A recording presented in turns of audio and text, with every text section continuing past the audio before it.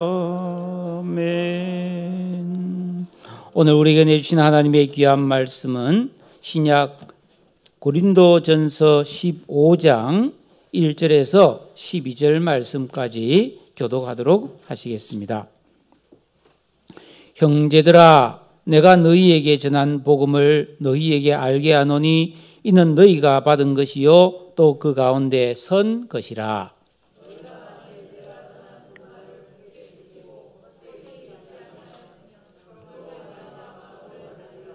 내가 받은 것을 먼저 너희에게 전하였노니 이는 성경대로 그리스도께서 우리를 위하여 죽으시고 게바에게 보이시고 후에 12 제자에게와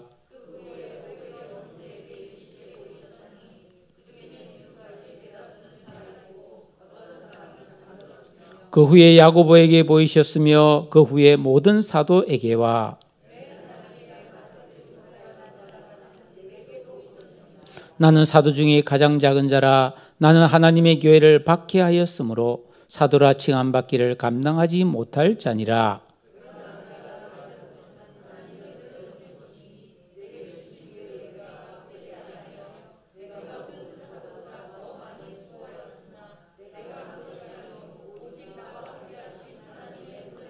그러므로 나나 그들이나 이같이 전파하며 너희도 이같이 믿었느니라. 그리스도께서 죽은 자 가운데서 다시 살아나셨다 전파되었거늘 너희 중에서 어떤 사람들은 어찌하여 죽은 자 가운데서 부활이 없다 하느냐. 아멘. 예수님께서 이 세상에 여자의 몸으로 태어나셔서 어린 시절을 보내고 무려 30년을 잠잠하셨죠. 그리고 30세에 처음으로 복음을 전하시기 시작하면서 처음 하신 설교가 누가복음 4장 18절에 나오는데 주의 성령이 내게 임하셨으니 이는 가난한 자에게 복음을 전하게 하시려고 내게 기름을 부으시고 나를 보내사 포로된 자에게는 자유를 눈먼 자에게는 다시 보게 함을 전파하며 눌린 자를 자유롭게 하고 주의 은혜의 해를 전파하게 하심이라. 이렇게 말했습니다. 제가 지난주에 여러분께 십자가의 도, 즉 십자가가 전해주는 복음에 대해서 말씀을 드렸습니다. 그런데 이 십자가의 도는 이 세상에 세속에 물들어 있고 합리주의, 과학주의, 이성주의 그런 세속에 물든 사람이 볼 때는 전혀 믿기가 그렇고 그런 내용이다. 그런 말씀을 드렸죠. 그러나 예수 그리스도가 하나님의 아들이심을 믿고 구원받는 성도들에게는 이 십자가의 도가 엄청난 하나님의 능력이 된다고 말씀을 드렸습니다. 예수를 처음 믿고 그 부활절에 세례를 받은 한 성도가 이런 간증을 했습니다.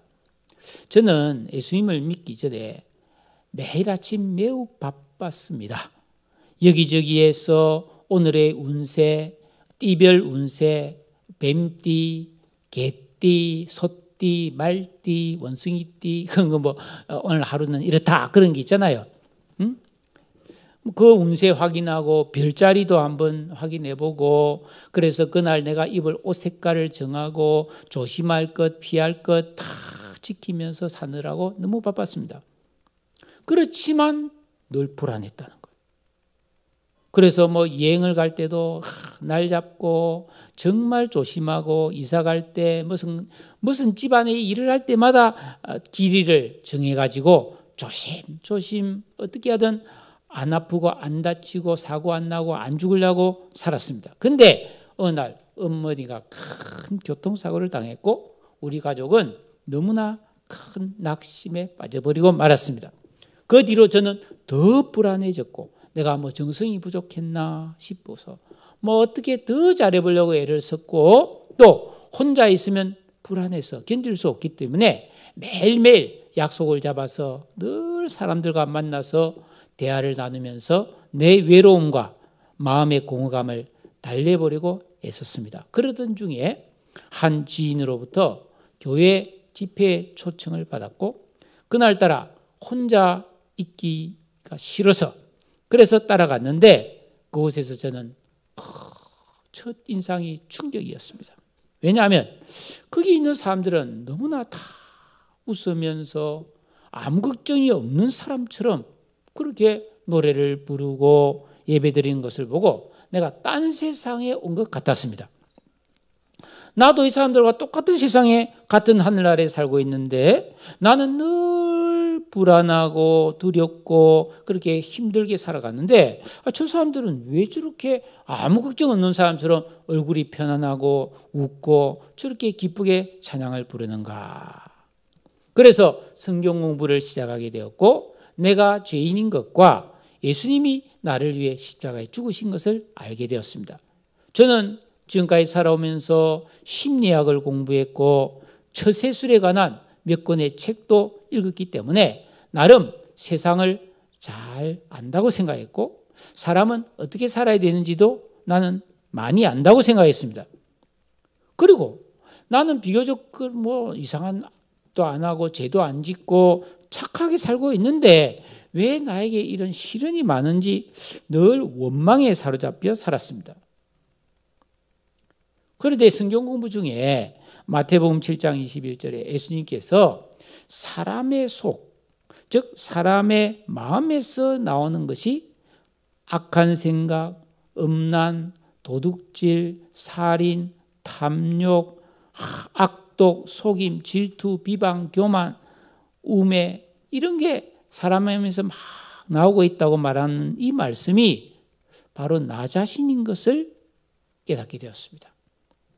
겉으로 멀쩡한 것 같지만 사실 내 속에 그런 것이 많았다는 것을 늘 있었는데 그 성경을 보고 깨달았다는 겁니다. 그래서 내가 죄인이었구나 하는 사실을 참 절감하고 회개 기도를 했습니다. 그런데 신기하게도 그날 밤부터 잠이 잘 오고 점점 마음의 평안함이 찾아왔습니다. 저는 매일 사고 나거나 병들어서 죽을까 봐 불안했는데 예수님께서 죽으셨다가 부활하신 것을 믿으니 신기하게 죽음에 대한 두려움도 사라지게 되었습니다. 저는 성인이 된 후에 처음으로 평안하고 행복함을 느끼며 살고 있습니다. 이렇게 고백했어요. 여러분, 예수 그리스도를 믿으면은 누구나 죄사함을 받고 어렵다함을 받고 하나님의 가족으로 받아들여진다고 했습니다. 그러면 어떤 일이 벌어지냐면 가난과 슬픔, 두려움과 무지, 여러 가지 중독과 집착, 착각과 속임수에 빠져 살던 인생의 어두움이 걷어져 버려요. 어두움이 사라지는 것은 간단합니다. 불을 켜면 되잖아요. 캄캄한 밤에 불을 탁 켜면 어두움은 그 순간 사라집니다. 그런데 예수님을 요한복음 입장에서는 참 빛이라고 했잖아요. 참 빛이신 예수님이 들어오면 우리 안에 어두움은 존재할 수가 없는 줄로 믿습니다. 그래서 예수 믿고 거듭나고 중생한 성도가 되어서 새로운 피조물, 전혀 다른 신분으로 이 땅에서 이 천국의 시민권을 가진 거룩한 사람으로 살아가게 되고, 그리고 죽은 다음에는 영원한 부활의 영광도 우리가 소유하게 되었다는 겁니다. 그러므로 예수 믿고 구원받은 성도는 이런 하나님과 예수님을 사랑하며 살아야 되는 거예요. 그래서 그분을 내 인생의 진정한 주인과 왕으로 모시고 너희가 나를 사랑하면 계명을 지켜라. 예수님의 말씀입니다. 그래서 이렇게 살아라고 우리에게 주신 성경 66권, 요약하면 예수님이 완성하신 그 세 계명, 10계명을 전심으로 순종하고 또 이렇게 기도하라고 가르쳐주신 주 기도문의 순서한 내용을 다 가지고 기도하는 이런 영적 생활을 계속 해가다 보면은 나 자신도 모르게 우리의 심령이 싹 새로워지면서 우리 안에 새로운 성품이 만들어지죠. 신의 성품, 사랑, 희락, 화평, 오래 참음, 자비, 양선, 충성, 온유절제라는 성령의 열매가 맺히고 팔복이 이루어지는 온전한 사람이 이루어지면서 하나님과 동행할 수 있는 그런 의의 삶이 가능해지는 줄로 믿습니다. 이것이 구원받은 성도의 인생관이 되어야 되고 이것이 내 삶의 진정한 방향과 목적이 되어야 되는 거예요. 예? 여러분, 성도가 이 땅에서 그냥 내 태어날 때부터 가진 이 유전적인 본성이나 기질, 그리고 이 세상을 살아오면서 안 좋은 것 많이 보고 안 좋은 것 많이 경험한 그런 성격대로 살아가면 안 된다는 것입니다. 예? 우리는 예수 믿고 구원받은 다음에 하나님의 말씀을 정확하게 해석된 말씀을 배워서 이 말씀을 순종하며 살아야 됩니다. 그것은 이 땅에서 잘 살기 위함이 아니에요.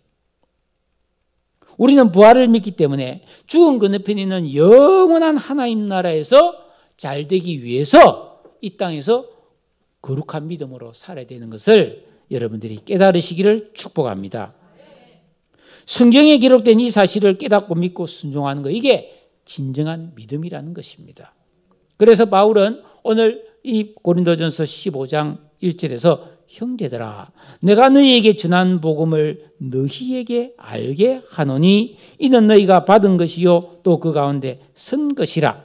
바울은 지금 고린도 교회에 대해 문제를 해결하기 위해서 여러 가지 이야기를 쭉 하면서 지난주에는 십자가에 대해서 이야기했잖아요.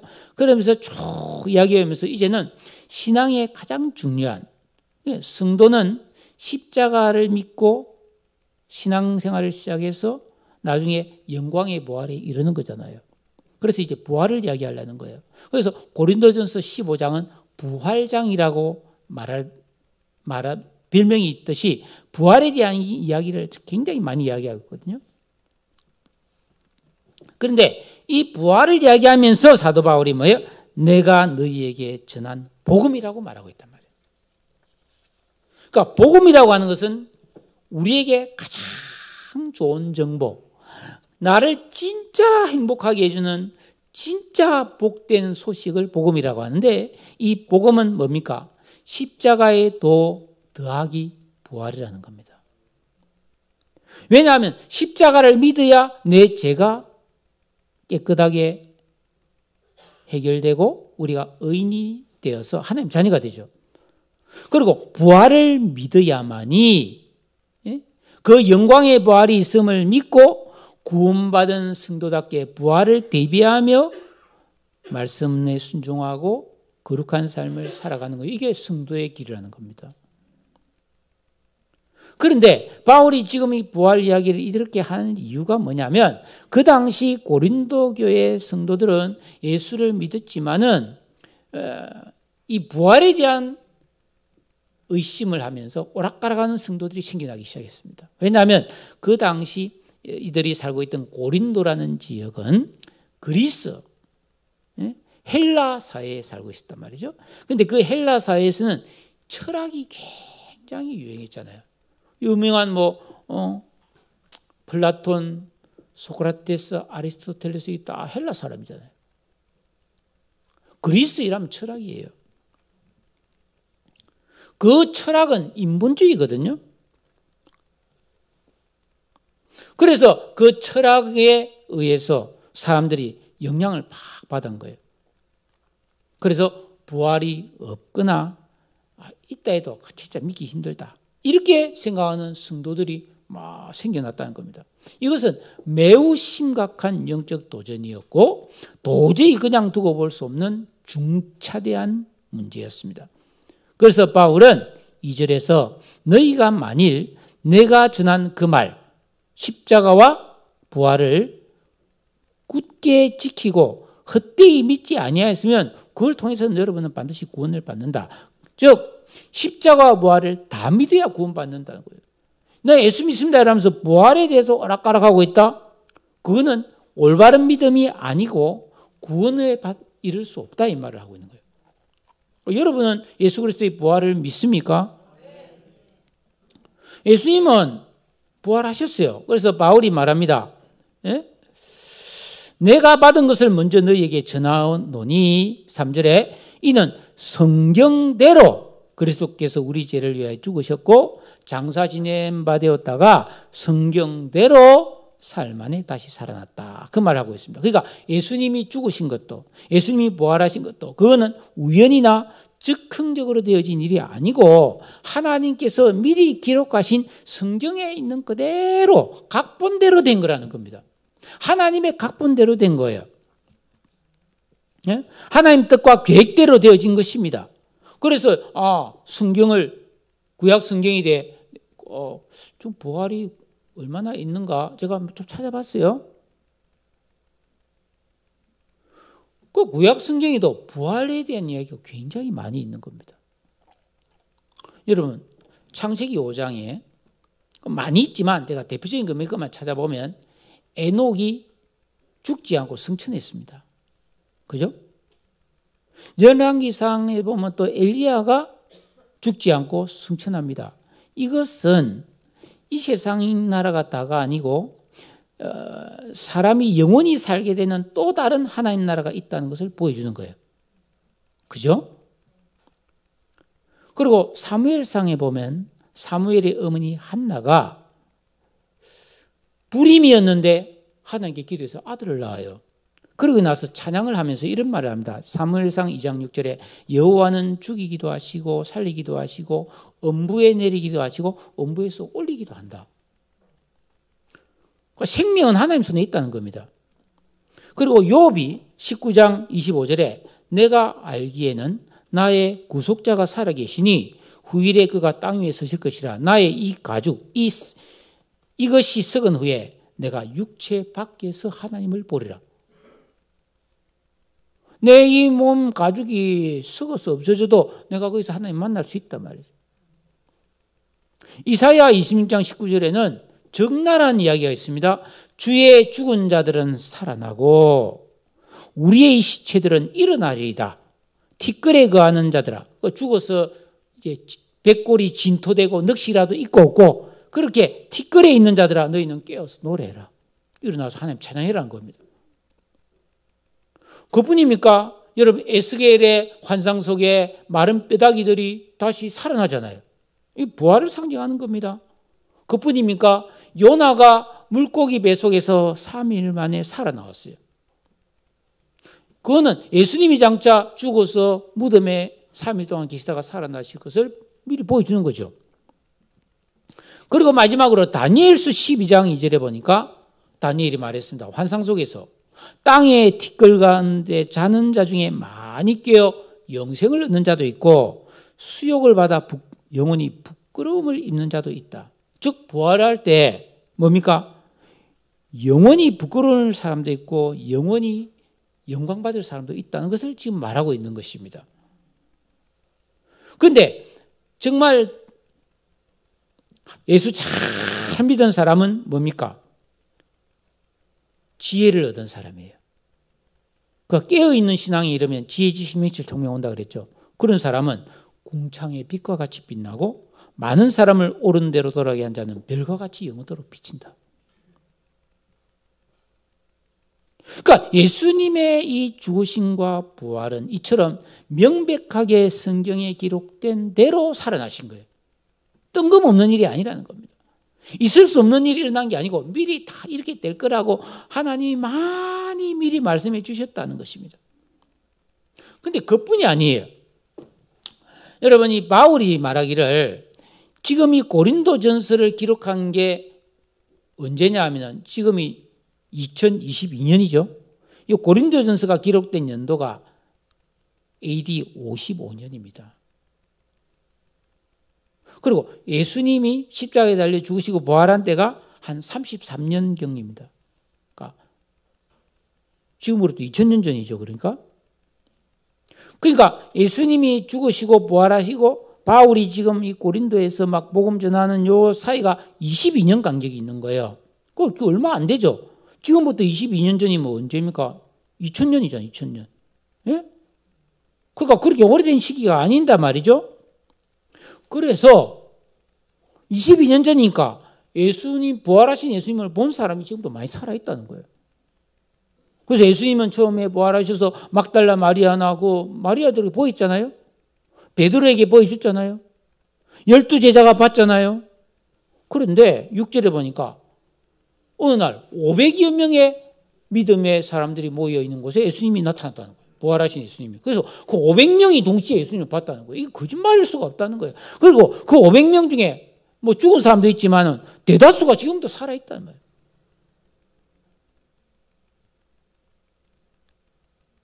이거는 역사적 사실이라는 거예요. 그리고 이거를 쓰는 나, 바울, 만삭되지 못한 팔삭동이, 지금은 뭐 아이가 산딸을 다 채우지 않고 막 일찍 조산을 한다 해도 인큐베이터나 과학적 의학 시설이 잘 돼서 청소년이 자라지만, 옛날에는 그냥 그렇게 조산을 하면은 조금 모자랐잖아요, 사람이. 왜냐하면 덜 자라서 태어났기 때문에. 그래서 팔삭동이라면 조금 부족하다 이렇게 생각했는데, 바울은 그 이야기를 하는 거예요. 내가 그런 조산된 사람처럼 참 신앙에 있어서는 참 많이 부족한 사람이다. 그런데 나도 예수님 만났다는 거예요. 나도 예수님 봤다는 거예요. 그래서 이 고린도전서 9장 1절에 보니까 내가 자유인이 아니냐, 사도가 아니냐, 우리 주 예수를 보지 못했느냐? 저는 예수님 봤다는 겁니다. 그리고 나서 이제 9절 이하에서 짧은 자기의 간증을 합니다. 어떤 간증을 하냐면, 나는 원래 예수를 몰랐다. 그래서 나는 교회를 박해한 사람이기 때문에 내가 뭐 사도가 된다, 꿈에도 생각할 수 없는 사람이다. 내가 교회 예수 믿는 사람 많이 잡아다가 감옥에 가뒀던, 자주 교회에 대해서는 아주 싫어했고, 내가 교회 사람들에게 대충 원수 같은 사람이었다. 그런데 내가 지금 봐봐라. 처음부터 예수 믿었던 12사도들보다 내가 더 많이 수고하고 더 열심히 이 예수를 전하고 있지 않느냐. 왜냐? 내가 부활하신 예수 만났기 때문이다. 내가 만약에 부활하신 예수님 안 만났다면, 내가 그렇게 예수 믿는 사람 막 핍박하던 내가 뭐 하려고 지금 이렇게 하고 있겠냐. 도대체 그게 가능하냐 이 말이지. 그리고 내가 그 예수를 전했는데 너희는 지금 내 말을 듣고 예수를 믿고 있지 않느냐 말이죠. 내가 부활하신 예수님을 만난 이후에 생명 걸고 이 복음을 전하고 막 온갖 충성, 온갖 고생 다 하면서 이 복음을 전하는 이유가 뭔지 아느냐? 부활 때나 더 좋은 부활을 하려고 그러는 거야. 지금 그 이야기를 하고 있는 겁니다. 그래서 빌립보서 3장 13절 14절에서 내가 앞에 있는 것을 잡으려고 표대를 향하여 그리스도 예수 안에서 하나님이 위해서 부르신 부름의 상을 위하여 달려간다. 내가 지금까지 했던 것만, 옛날에 내가 좋았고, 옛날에 뭐 잘했고, 옛날에 내가 뭐 부자였고, 옛날에 내가 뭐 잘 나갔고, 근데 그런 거는 신경도 안 쓴다. 그거는 아무것도 아니야. 저 앞에 뭡니까? 내가 죽은 이후에 하나님 나라에 들어갔어. 그리고 예수님이 재림하실 때 내가 다시 썩은 육신이 다시 부활해서 내가 부활하게 되면 그때 잘 되려고 나 지금 이렇게 사는 거야.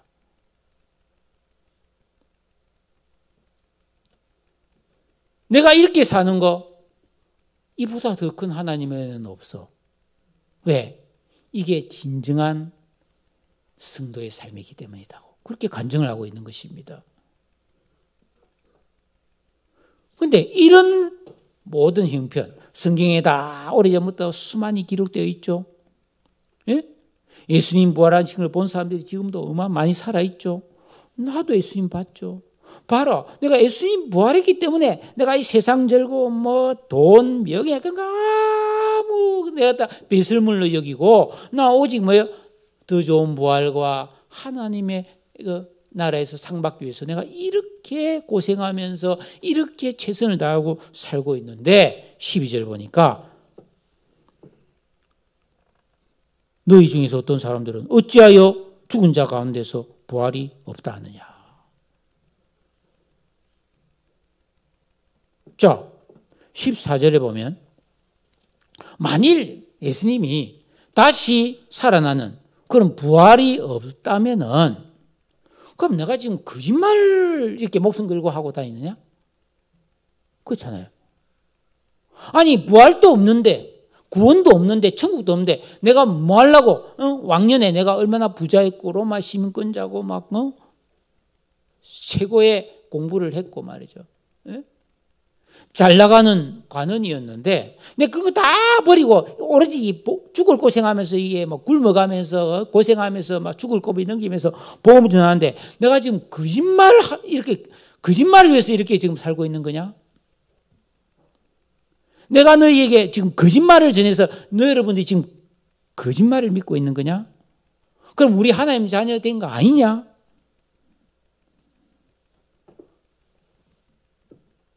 그럴 수가 없다는 것입니다. 제가 이 말씀을 들으면서 비교는 안 되지만은 저도 이제 생각이 딱 나더라고요.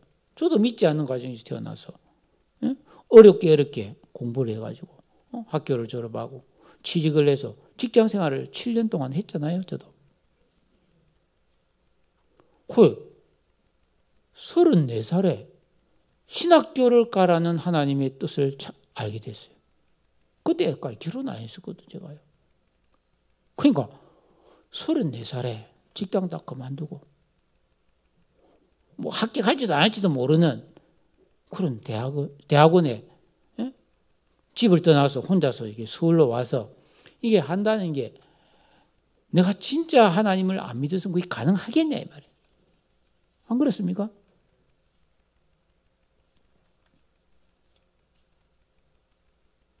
(87년 11월) 달에 취직을 해가지고 그때 월급이 100만 원이었어요. 제가 100만 원. 근데 95년도에 신학교 들어가가지고 전도사 되니까 월급이 40만 원이었어요. 근데 그런 짓을 왜 하냐고요. 안 그렇습니까? 왜 합니까?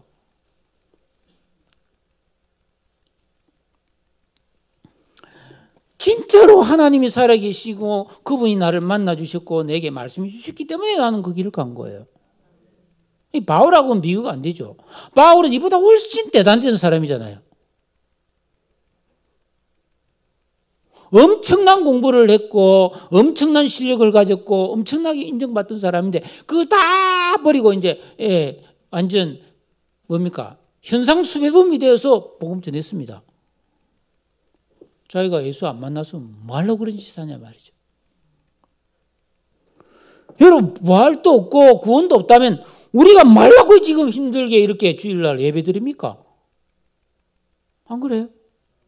모처럼 쉬운 날인데 뭐 꽃구경도 가고 뭐 놀러도 가고 늦잠도 자고 뭐 편안하게 있지. 주일 지키고 뭐 신실한 사람들 수예배도 나오고 막 매일 새벽에 나와서 또 기도하고 막 금요일이라 밤늦게까지 막 기도하고 다른 사람 불금이라고 막 와 금요일이다 막 이츠 프라이데이 이러면서 그죠 하는데 막 우리는 금요일 와서 쥐야 이러면서 기도하고 뭐 봉사도 하고 헌금도 드리고 막 계명 지키고 손해봐가면서 막 착하게 살려고 하고 막 미운 사람 미워하지도 못하고 막 주님 잘못했습니다 이러면서 회개해가면서 이렇게 사는 이유가 뭐냐 이 말이죠. 부활이 없는데 뭐하러 예수 잘 믿으려고 사서 고생하고 그럴 필요가 있느냐. 없는 천국을 믿는다고 말할 필요가 있느냐. 천국에서 상 받겠다고 애터지게 살 필요가 있느냐. 그냥 즐기며 살면 되지 않느냐 말이죠. 그런데 지금 뭐예요? 바울과 고린도 교회 성도들은 예수를 어쨌든 믿고 있단 말이죠. 저와 여러분도 예수 믿고 있는 줄로 믿습니다. 그런데 이렇게 예수를 믿는다면은 우리의 목표가 이 세상에서 잘 먹고 사는 그것에 목표를 두면 안 된단 말이에요. 만약 우리가 예수를 진짜로 믿는데 천국이나 부활을 생각하지 않고 여기서 잘 먹고 잘 살기 위해서 예수를 열심히 믿는다면 진짜 그 사람은 불쌍한 사람이다. 불쌍한 사람. 너무너무 불쌍한 사람이라는 거예요. 왜 불쌍하냐? 고민을 했어요. 이걸 어떻게 설명할까 막 고민했는데 몇 가지 생각났어요. 자, 어떤 사람이 나한테 요새 막 삼성 텔레비전, LG 텔레비전 세계에서 제일 잘 많이 팔리잖아요. 세계 1위입니다. 평면 TV 막 100인치 막 이런 거 막 얼마나 멋있습니까? 컬러도 좋고 아주 얇고 이걸 누가 나한테 선물했다 칩시다. 근데 내가 이게 뭔지를 몰라. 이 가치를 몰라. 그래서 그걸 가지고 밥상으로 내가 사용했다. 그 얼마나 바보입니까? 그죠? 얼마나 바보입니까?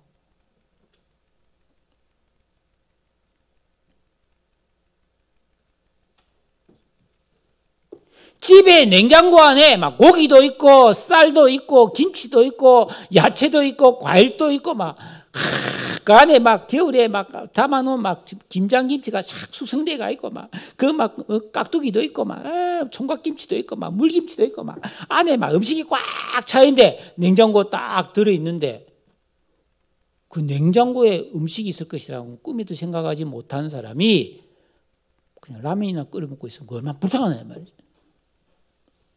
우리가 예수 믿고 구원받았다면은 우리는 그 천국의 아름다운 것, 그 영광스러운 부활, 하나님이 주실 상, 그것을 생각하면서 그것을 위해서 살아야지. 여기서 그냥 뭐 좀 잘 먹고 잘 살고 뭐 편하게 살고 즐기며 살고 그거에 목표를 두고 살면 진짜 그 불쌍한 사람이라는 거예요. 바울이 그 이야기하는 겁니다.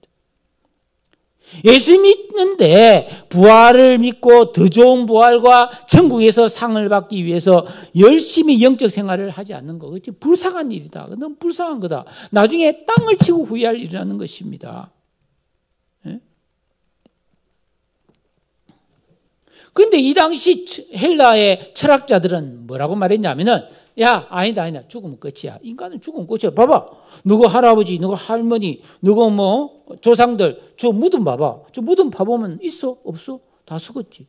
저도 여러분, 돌아가신 지 한 3, 40년 된 분의 무덤을 이장하기 위해서 무덤 파는 걸 직접 내가 가서 예배도 드리고 해봤거든요. 없어요. 뭐 살은 없고 이제 뼈만 몇 개 있잖아요.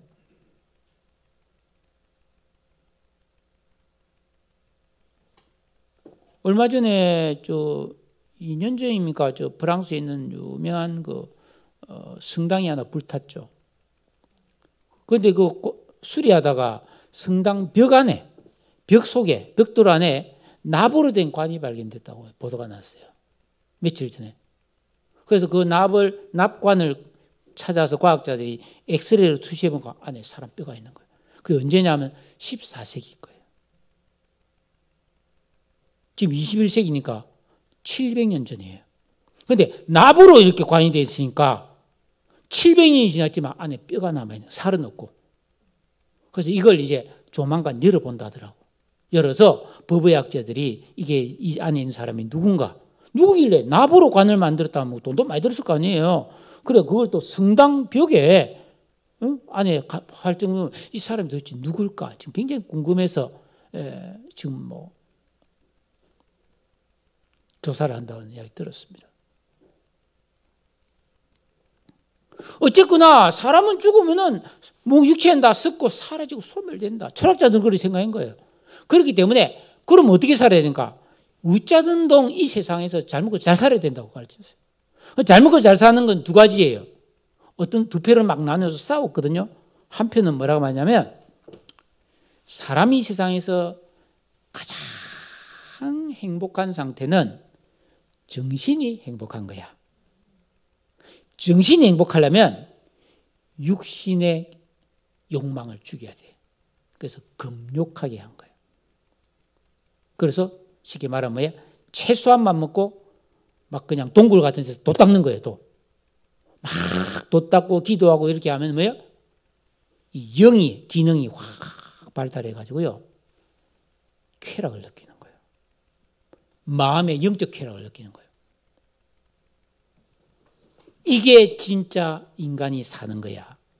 이게 진짜야. 그러면서 이렇게 살아라고 외치는 철학자들이 있었어요. 또 한쪽에서는 무슨 소리냐? 죽으면 그만인데 사람이 살아있을 동안에 마음껏 먹고 마시며 육체의 쾌락을 후회 없이 즐겨야 돼. 노세 철벗어 노세 늙어지면 못 노나니 하면서 마음껏 먹고 마시고 막 부어라 마시라 막 즐겨라.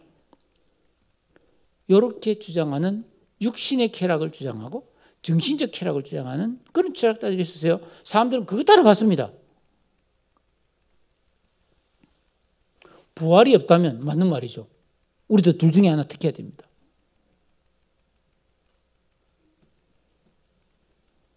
두 가지 다 하면 되겠지. 근데 두 가지는 안 되고 하여튼 뭔가 쾌락을 추구하면서 살아야 된단 말이죠. 근데 부활은 정말로 있다는 거예요. 바울은 내가 봤단 말이에요. 내가 예수님 만나고 내 천국에 갔다 왔단 말이에요. 낙원에. 거기 가니까 먼저 죽은 사람들이 다 있더라 이 말이지. 예수님도 계시고 하나님도 계시고 다 있더란 말이에요. 나는 모세, 엘리야 그거 뭐 다 살아있어요. 에녹까지. 그렇잖아요. 나는 봤다는 거예요. 그런데 막 고집 부리면서 서울 안 가본 사람이 막 이긴다고 말이죠. 아, 부활 없다면서. 그 35절에 보세요. 누가 묻기를 하니 죽으면 썩어지는데 뭐 죽은 자들이 어떻게 살아나고 뭐 살아나면 도대체 어떻게 되느냐 말이에요. 어린아이는 그러면 어린아이로 부활하고 할아버지 할머니는 할아버지 할머니로 부활하느냐? 어떻게 부활할 거냐 말이지. 아니 어떤 사람은 불에 타서 죽었고 어떤 사람은 물에 빠져 죽었고 어떤 사람은 뭐 그냥 병들어서 죽었는데 그럼 부활하면은 그 병, 그 상처, 뭐 전쟁에서 막 폭탄 터져 죽었다, 팔다리 다 날아갔다, 어떻게 부활하냐? 이렇게 또 이상하게 묻는 사람들이 또 있다는 거예요. 이 바울이 아이고 바보도 아니고 말이야. 야, 그건 너희들이 하나님 모르기 때문이야 하면서 바울이 설명을 합니다. 어떻게 설명하냐면은 자 한번 생각해봐라. 20절에 보면 그러나 이제 그리스도께서 죽은 자 가운데서 다시 살아나셔서 잠자는 자들의 첫 열매가 되셨다. 하나님이 예수님을 부활하겠다는 거예요. 전능하신 하나님은 부활하게 하신다는 겁니다. 그러면서 너희들이 자연세계를 한번 봐봐라. 새는 알을 낳는다.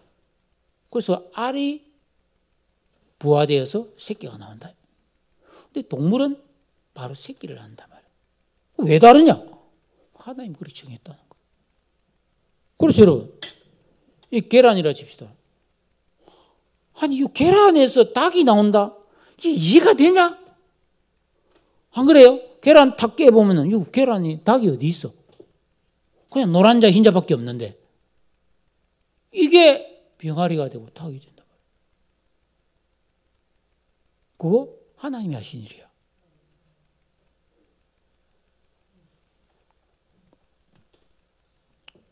아니 애벌레 끼어다니고 뭐 흉측스럽게 된 뭐 꼬불 끼어다니는 애벌레가 뭐 군뱅이 뭐 이런 거 있잖아요. 이렇게.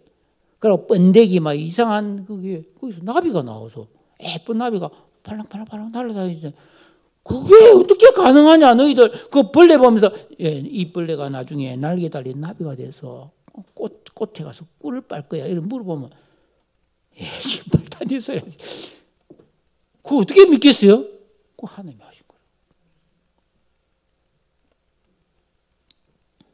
그것처럼 하나님은 사람을 창조하실 때 다른 동물과는 달리 하나님의 형상을 닮은 영적인 존재로 창조하셨고 영원히 죽지 않는 존재로 창조하셨고 이 육체는 죄를 지었기 때문에 한 번 죽지만 반드시 다시 부활하도록 하나님이 그렇게 창조했다는 거예요.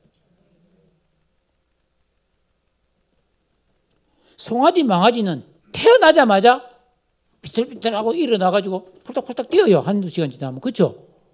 근데 사람은 눈 딱 감고 아무것도 안 해. 잠만 자 한동안. 근데 나중에 자라면 소나 말보다 훨씬 대단한 존재가 되잖아요. 이게 다 하나님이 정해놓은 거라는 것입니다. 그래서 51절에 보라 내가 너희에게 비밀을 말하노니 우리가 다 잠잘 것이 아니고 잠잔다는 말은 다 뭐예요? 죽는다는 말을 잠잔다고 표현한 거예요. 마지막 나팔에 순식간에 호련히 다 변화되리니 나팔 소리가 나매 죽은 자들이 썩지 아니할 것으로 다시 살아나고 우리도 변화되리라. 우리가 부활할 때는 뭐예요? 영원히 죽지 않는 썩지 않는 몸으로 부활한다는 거예요. 영광의 몸으로. 엄청난 이야기예요. 여러분 이거 믿으시기 바랍니다. 믿습니까? 그럼 이걸 믿으면은 우리가 어떻게 살아야 되겠어요? 그때 사람이 부활하는데 그 부활 때 똑같이 부활 안 한다는 겁니다. 그때는 영광이 다르다는 거예요. 영광이. 부활의 영광이 다르다는 겁니다. 해와 달과 별의 영광이 다르고 별과 별의 영광이 다르고 다 영광이 다른데 여러분 죽은 자의 부활도 그와 같다고 42절에 말하고 있어요. 그러니까 더 좋은 부활이 있다는 겁니다. 그러니까 부활을 믿는 사람은 그때 내가 더 영광스럽고 더 좋은 부활을 위해서 이 땅에서 열심히 믿음 생활을 해야 된다는 거예요. 예수 믿고 구원받은 성도가 부활을 안 믿는 것도 불쌍한 거고 부활을 믿으면서 열심히 신앙생활을 말씀대로 안 하는 건 더 불쌍하다는 겁니다. 왜? 알고서도 대비를 안 하는 거니까. 네? 여러분, 영원히 누릴 복과 영광을 위하여 우리가 열심히 말씀대로 순종하며 사는 것이 이 땅에서 성도의 본분인 줄로 믿습니다. 그래서 바울은요, 이 부활장의 결론을 어떻게 맺고 있느냐 하면 마지막 15장 58절 한번 보세요. 부활의 결론. 너희들이 부활을 믿는다면 이렇게 살아라 했습니다. 58절 다 같이 읽겠습니다. 시작.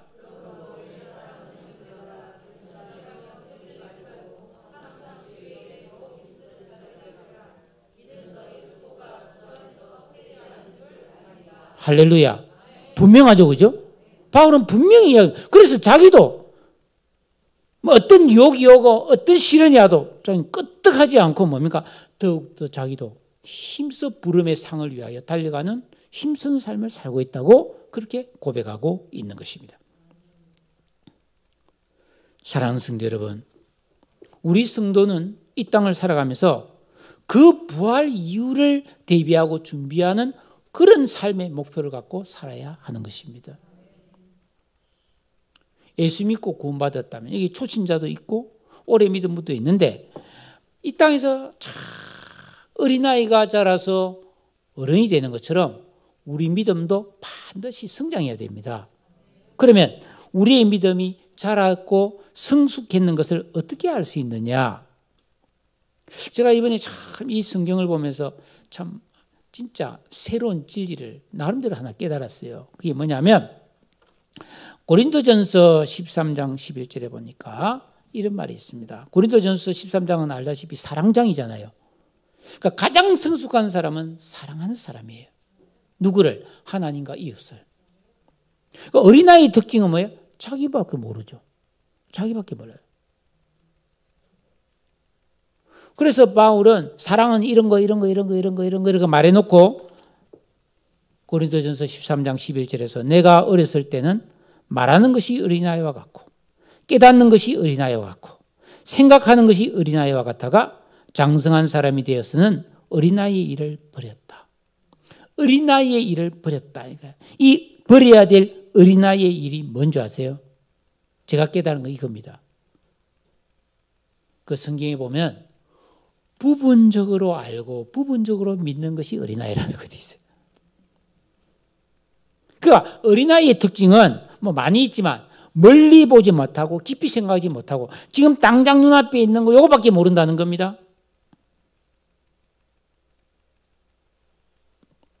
그러니까 영적인 어린아이의 특징이 뭐냐면은 믿음 생활을 하고 가정 생활을 하고 다른 사람과 관계를 맺고 사랑을 나누고 하는 모든 것, 교회 일을 하고 뭐 다 할 때 뭐예요?